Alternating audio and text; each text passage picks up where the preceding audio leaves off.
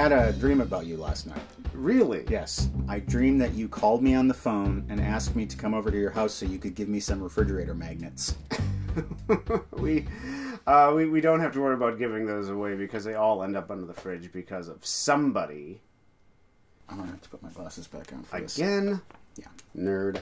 You're a nerd on the couch. I know. But a nerd in the sack. I was from a poor neighborhood too, but we didn't even have ice cream trucks.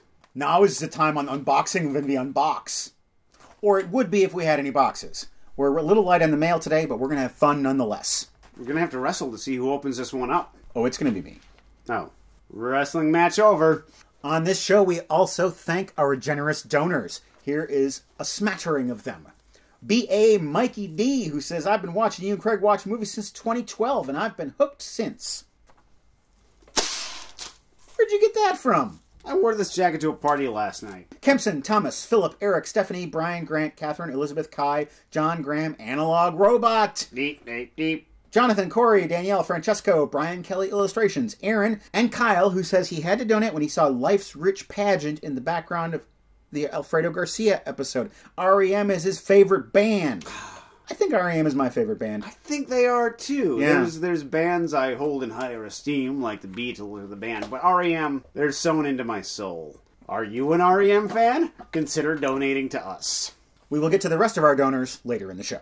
This is from Ben, who says he's been watching our show since Top Gun, and this is a photo of his rival high school, East High School in Aurora, Illinois. East High School sucks!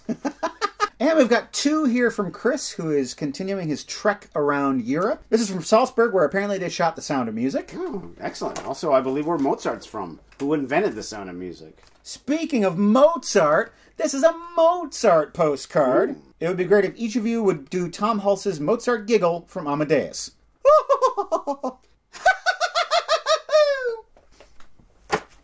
No one ever asks me to do my Salieri laugh.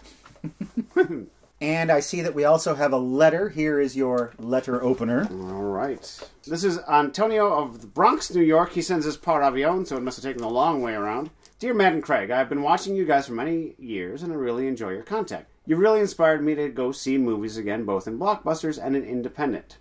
Then I'm just going to paraphrase, he feels self-conscious about going alone. For a number of reasons.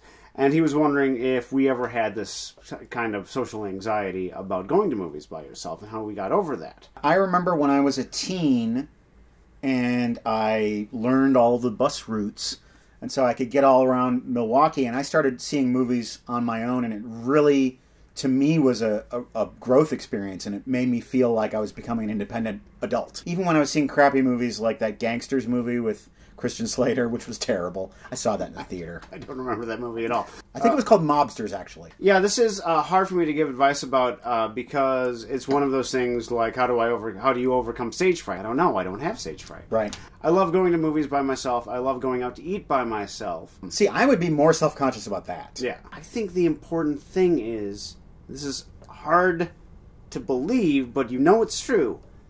Nobody cares. Yeah. Nobody cares if you're seeing a movie by yourself. You're going to a room where they're going to turn the lights down and everyone is alone. There's an old saying, you'd worry a lot less about what people thought about you if you knew how little they thought about you. Yeah. And that's actually a good thing. And I love going to movies by myself because you don't have to worry about the person sitting next to you. What are they thinking? I'm enjoying this, but are they? I'm hating this, but I want to leave, but maybe this person doesn't, so I can't. Go check out movies. Enjoy them. See them by yourself. See them with friends. And now viewer questions, and right here I've got a doozy. Carol Iverson Puri writes, where do you stand on watching or not watching movies by people who have done truly unethical things? And she cites it as an example, Roman Polanski. I have known about Roman Polanski as long as I've known about Roman Polanski. I knew about Roman Polanski before I ever saw a Roman Polanski movie. Yeah, I'm not going to be an apologist, but The Pianist is brilliant, Rosemary's Baby is brilliant, Chinatown. I'm not going to live my life without a Chinatown. We create our art, but our art is not us. Art is not capable of wrongdoing. And you're not capable of stopping loving art that you love because of something that happens in the world.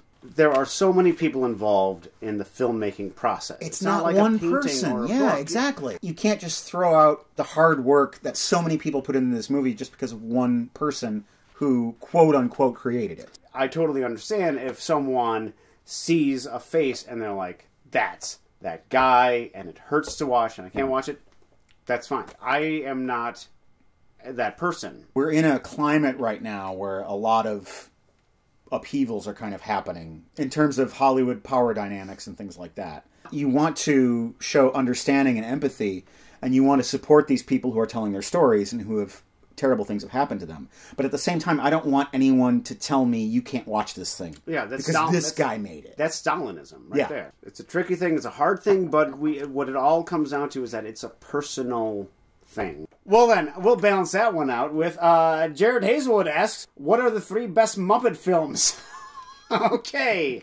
The original Muppet movie, because that's number 1. It's got Steve Martin in it. It wins. The Muppets, the reboot. It's the one that won the Oscar for Man or a Muppet. It is the Muppet movie that the times we have now deserves. Third one, I give to The Great Muppet Caper. Of course you do. Because Charles Durning sings in it. It's shamelessly dumb. They have an opera singer.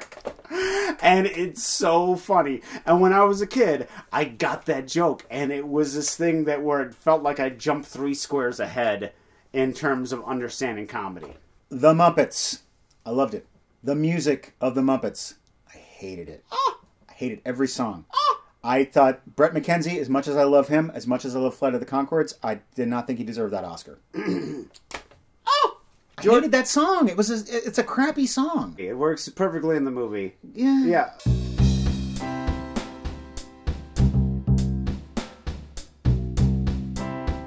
Apprenez les français en jouant les baseball. These titles are too small. I want some American cigarettes. L'esprit d'Américain.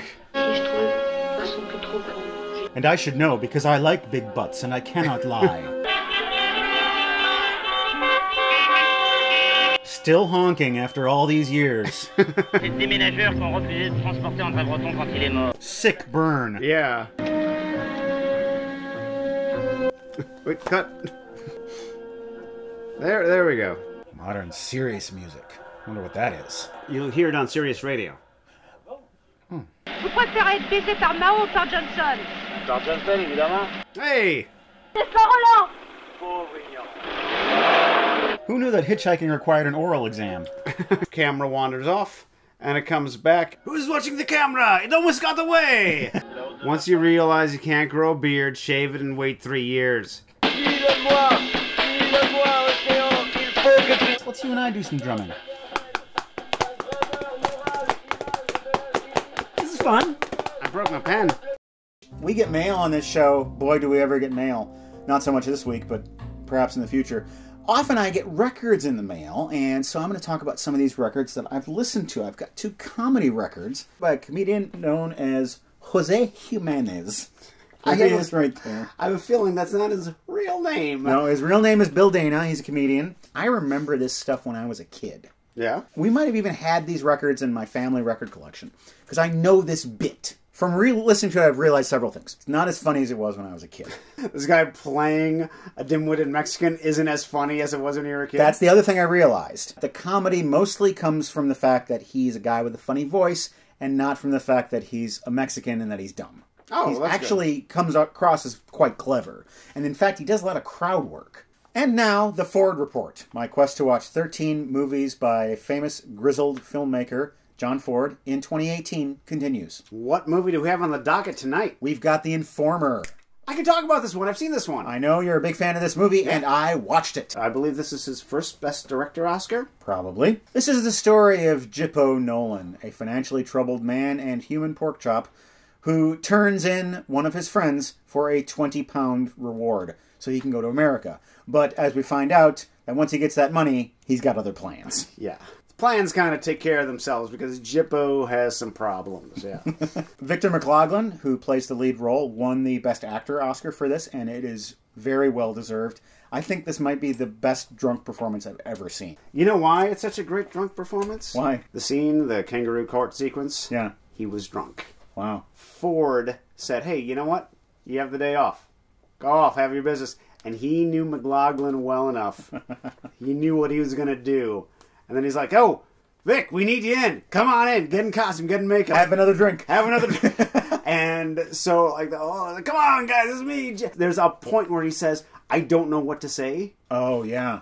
And it's so heartbreaking. Cinema verite right there. McLaughlin hated him for it until he got the Oscar. And then he came back and did movies with him for another 20 years. He was in The Quiet Man 20 years later. But even before that final scene, I mean, he's drunk for 3/4 of the movie. Oh, yeah. And he careens from these highs to lows. He's like a human roller coaster. Yeah, I know. And he got the Oscar for it, too.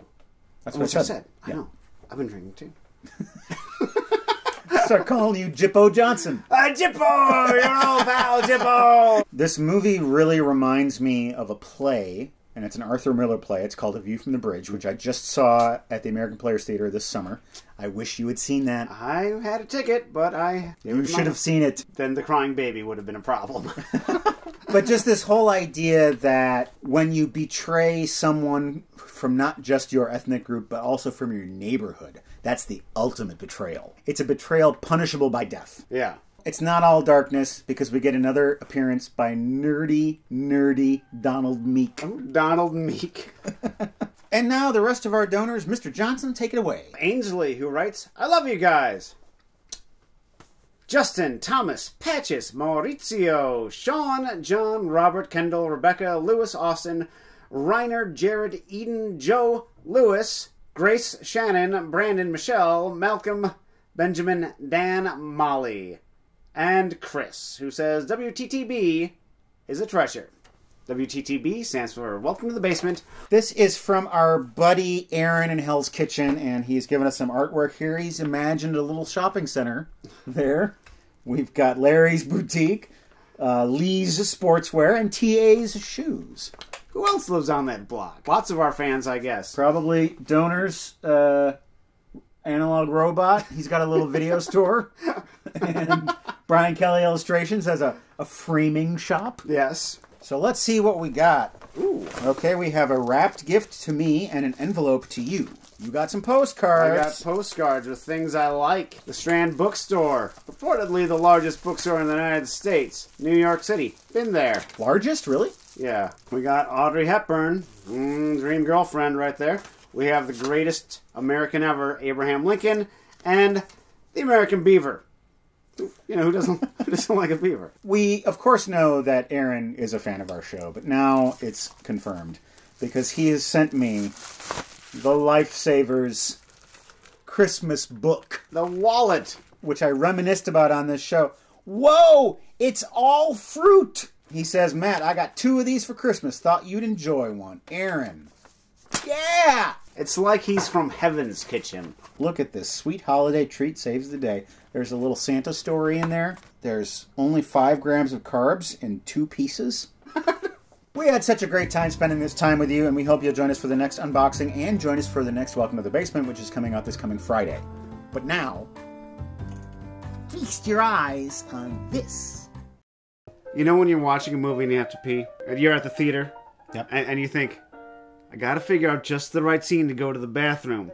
This whole movie is that scene. With this one, you spend an hour and 40 minutes in the bathroom? Exactly.